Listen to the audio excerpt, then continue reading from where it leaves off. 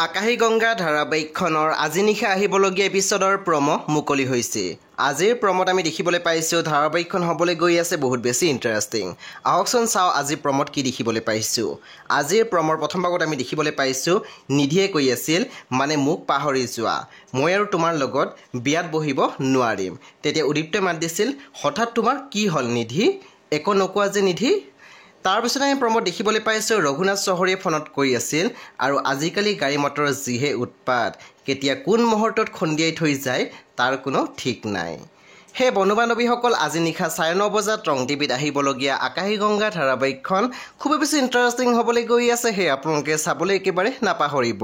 পৰৱৰ্তী আপডেটৰ বাবে আপোনালোকে মোৰ চেনেলটো ছাবস্ক্ৰাইব কৰি কাষত থকা বেল আইকনত টিপি দিবলৈ একেবাৰে নাপাহৰিব আৰু প্লিজ আপোনালোকে মোৰ ভিডিঅ' এটা লাইক কৰি দিব।